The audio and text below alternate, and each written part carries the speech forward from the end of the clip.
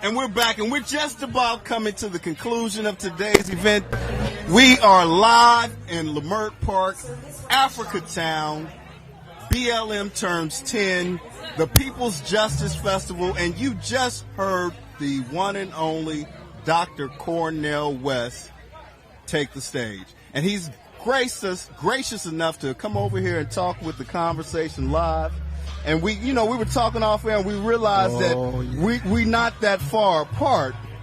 We're closer than we realize, you being Sacramento and me being from Richmond. Well, brother, we on the chocolate side of Sacramento been trying to catch up with chocolate Richmond for 50 years, man. 50. Richmond's got some special folk. My cousins, baby bro, and Stanley, and Aunt Alberta. We used to go to Richmond and Pittsburgh. Of course, Eddie Hart, great Eddie Hart, come out of Pittsburgh too.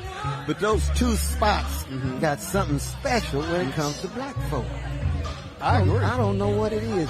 I know your mom and your daddy, God bless them, they shaped you in Richmond, huh? Yes, sir. Oh, that's what I'm talking about. Let me tell you something, Dr. West. Yeah. I'm so Richmond, my son's name is Richmond. No.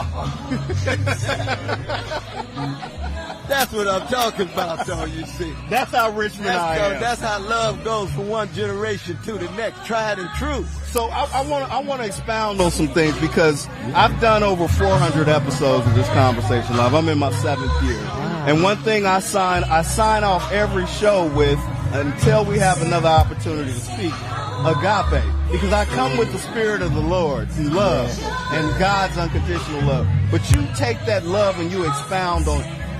Just keep expounding on that. What were you wanting people to hear today when you spoke? You know, part of it is, though, man, that when I was growing up, Myrene and Clifton, Cynthia and Cheryl, and Clifton, my brother, I had so much love poured into me, it would take 3 lifetimes for it to even begin to come close to running out. You see what I mean? And that's the kind of love that is thick. It's funky, it's raw, it's real. Now, love got all kind of dimensions to it now. Yes, sir. It's up and down, it's valleys and mountaintops. Yes, sir. But it's love. Yes, sir. Oh, yes. We were talking about Ashland Symphony and None Like the Real Thing. I knew exactly what they were talking about. After you knew exactly what they were talking about. Yeah. Curtis Mayfield talking about love. You know what he's talking about. Yes, sir. Because it's enacted in your life. We need more of that right now with the younger generation. Too many unloved and uncared for. They out drifting. You see, they're hungry for love, sense of belonging. Now, of course, there's the structures and institutions in place in terms of schools and jobs and media that have to be dealt with to make sure they're not lying on black people. These white supremacist lies are everywhere you go. But the white supremacist lies always been there, and we still push it back. We had the whole armor coming out of the 6th chapter of Ephesians. Man. Oh, yeah, we had that breastplate, brother. Yes, sir. Well, I'm not going to get into a biblical and theological debate with you. Although I'm a second-generation preacher's kid, I just ain't studied that much. I took my movement and ministry to the street, right? What was the name of your church, though, brother? Cussing Baptist. Oh, we Shiloh Baptist. That's what I'm talking about. That's what I'm talking about. Indeed. But let's stop real quick, because I know your time is short. Oh, no, I got time for you. I got time for you. Right now, where we are in this contemporary, what do you see for these young people? Because you're our elder. You're depositing into my generation. I'm gonna be 50, and there's a bunch of kids around here too. Yeah. So one day I want to be you in wisdom. What are you leaving us with? I hope that it's a legacy of both love, but also courage. Courage. You see, there is no love without courage, and God can't use cowards. If you're going to really love somebody, love people, love justice, love truth, love beauty, it's like being a jazz musician. You love beauty in the music, you got to be courageous. There's no such thing as a cowardly jazz musician who's great. Isn't that something? Sarah Vaughan, one of the most courageous people you don't want to meet. She sing any kind of song. John Coltrane, Interstellar Space, he can put you to sleep with Lush Life with Johnny Hodges, you see. He's got courage. I mean, because as you're saying it, I'm hearing Love Supreme in my head right now. Yeah. And somebody got a little Aretha going on here. There's a lot of that going on. Oh, yes, indeed. But that's that Love Supreme. That's the Love Supreme. That's it right there. Yes, sir. Oh, yeah. Well, Dr. West, so you're running for president. You made your announcement. What do you want to see for America? What do you want to see for Black America? I mean, I consider myself a progressive. Yeah. You know, I consider myself someone that is engaged.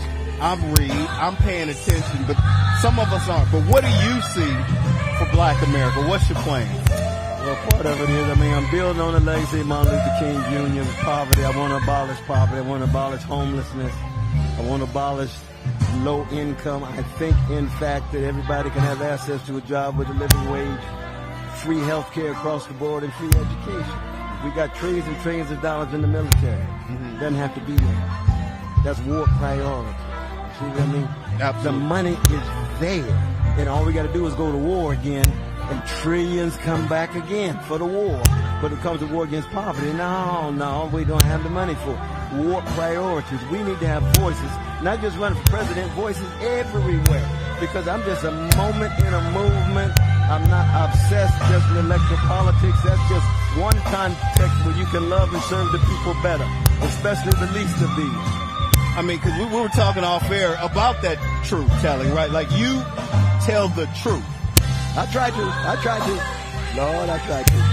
Where did that courage come from? Because I know where the love came from. Where did that courage come from? Well, the love and courage go hand in hand. Yes, sir. They really do. They really do. But my father was such a courageous man. My mother was just an unbelievably courageous woman. You know what I mean? And I'm seeing it, so they didn't have to talk about it. I saw it. And as you know, as the second generation PK preacher's kid, it's better to see a sermon than hear one. Man, that's a whole nother, because I found myself the subject of many of them, right? Lord, my sister's up there riffing, ain't she? She is singing. She is riffing and doing her thing. So, again, when we met, I talked about this a little bit earlier off here. You told me to keep telling the truth. Yes. Why is it important that Black media or Black intellectuals keep telling the truth? Well, in your case, though, brother, see, you got a special kind of spirit, man, so that it's like a musician where it's not just the telling the truth, but how you tell the truth. You know what I mean? When you tell the truth in such a way, it's got the right timing, it's got the kind of kindness, but still toughness. It's got a humility and a tenacity. See, that's a special kind of calling, man. Everybody ain't got that. So that's telling the truth on every level. On every level. Well, we gonna get ready to get out of here because, like I said, I am so grateful for this opportunity. I'm even more thankful, obviously, that you came, that you spoke. Brother Tavis invited you. You know, we've been in this work for some years. I've been embedded with Black Lives Matter over the last year or so, traveling with them, and you know, I saw the work. Right? It's one thing. You know, I could be guilty of reading what I read and other stuff, but then when I actually saw the work and I realized that they weren't putting together Molotov cocktails and plotting to storm the Capitol in January, I realized there's a truth that needs to be told about this work. And so, well, we both got to salute Brother Tavis, though, man. He's yes. been a long distance runner for a long, long time. Yes, and sir. He's still strong. Yes, sir. Yes, sir. He's still strong, man. It's a beautiful thing to behold. Absolutely. Beautiful thing to behold. But God bless you, man. Yes, sir. You stay strong. We're praying for each other. Man, and we're praying for you. We're praying for your health, your wealth, and your success. All right. Appreciate that. Again, we're live here in Leimert Park, Africatown, USA. BLM Turns 10, the People's Justice Festival. Sitting right here in this seat next to me was the one and only Dr. Cornel West, and he stopped by the conversation live just to tell the truth. Till we have another opportunity to talk to you, as always, Agape.